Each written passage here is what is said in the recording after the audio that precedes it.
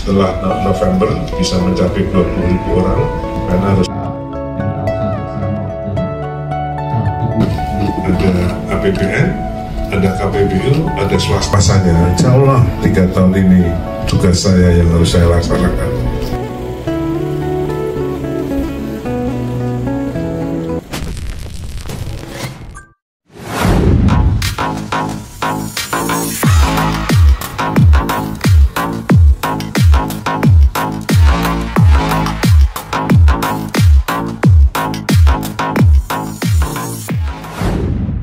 Oke, di video kali ini saya akan membahas mengenai pembangunan IKN tahap kedua dari tahun 2025 sampai tahun 2030. Dan kali ini memang pembangunan IKN akan lebih masif dibandingkan masa pemerintahan Bapak Presiden Jokowi, karena targetnya tidak main-main. Seluruh sarana maupun prasarana dari pembangunan perkantoran legislatif dan yudikatif, baik akses jalan sampai ke gedungnya, harus selesai dan bisa fungsional pada tahun 2028 nanti.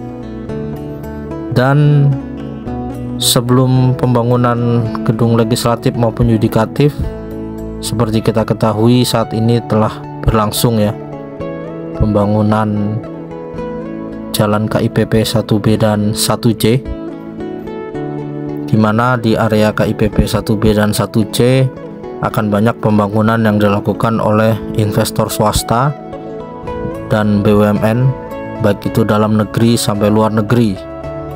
Dan akan banyak sekali ya perhotelan, kemudian ada mixed use yang meliputi apartemen, mall, hotel, perkantoran, bahkan sampai himbara, himpunan bank milik negara dan bank swasta. Kemudian dari sektor pendidikan, sekolah dan kampus, dan berbagai area-area lainnya, itu akan lengkap sekali di KIPP 1B dan 1C. Dan begitu akses jalan KIPP 1B dan 1C terbuka, akan ada banyak investor swasta yang telah groundbreaking pada masa pemerintahan Bapak Presiden Jokowi akan memulai semua pembangunan mereka.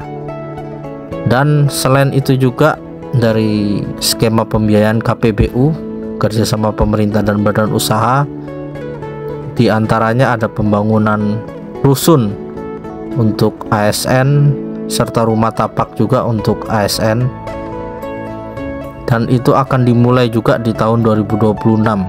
Dan skema KPBU sendiri juga telah disetujui oleh Menteri Keuangan, sehingga pada masa pemerintahan Bapak Presiden Prabowo, menurut saya pembangunan IKN akan lebih cepat 3 kali lipat, karena dana APBN untuk membangun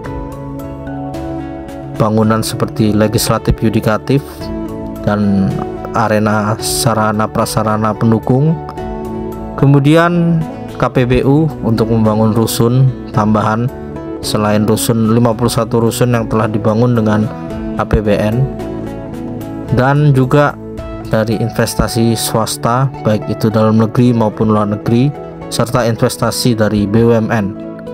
Jadi akan sangat masif sekali pembangunan. Dan untuk itu pembangunan legislatif yudikatif saja diperkirakan bisa membutuhkan 20.000 tenaga kerja, apalagi skema KPBU maupun skema dari investor swasta juga ikut membangun.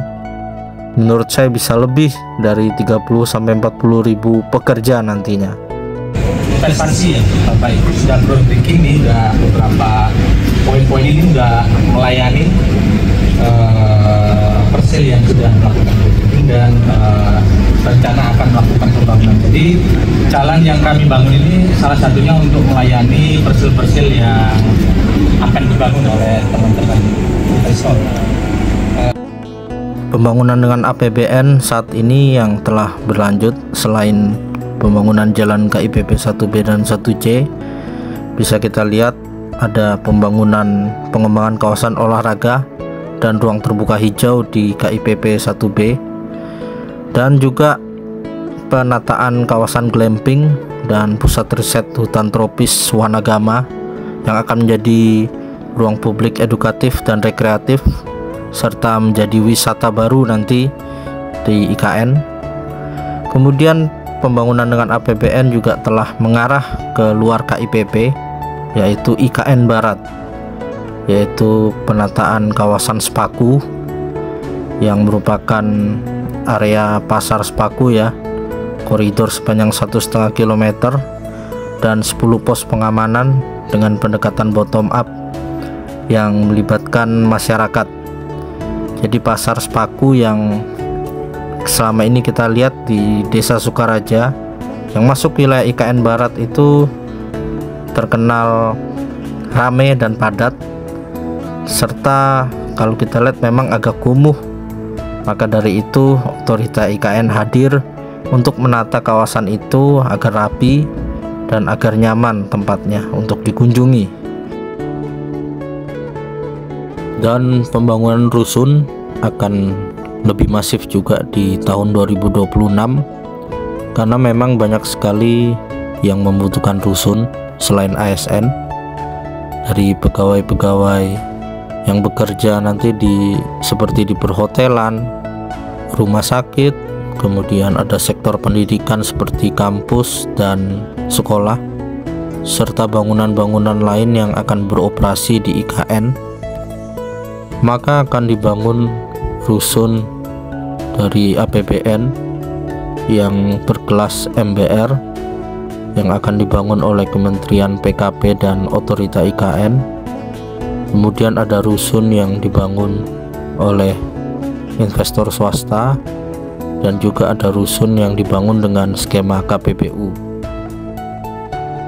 Mau yang landed atau yang rusun atau yang rusun. Saya pikir kalau rusun mungkin lebih marketer gitu ya, marketer karena para nakes di Hermina, di Mayapada, di Abdiwaluyo, di hutan-hutan itu mereka mencari. Sekarang ini lagi pada nyewa kos di luar, dan beberapa dokter-dokter kami tampung di beberapa rusun.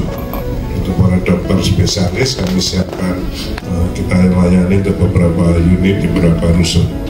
Tapi nanti kalau sudah ada yang swasta ataupun yang dari KPBU bisa dijual untuk umum, dan kami juga akan membangun untuk MBR. Pak Menteri Perumahan juga sedang membangun rusun untuk dijual kepada masyarakat, dengan ukuran 45 meter persegi. Pasti harganya akan lebih murah. Nanti itu untuk dijual pada masyarakat yang secara harga mudah-mudahan terjangkau. Saya sudah ketemu Bapak Menteri Keuangan kemarin setelah beliau dilantik.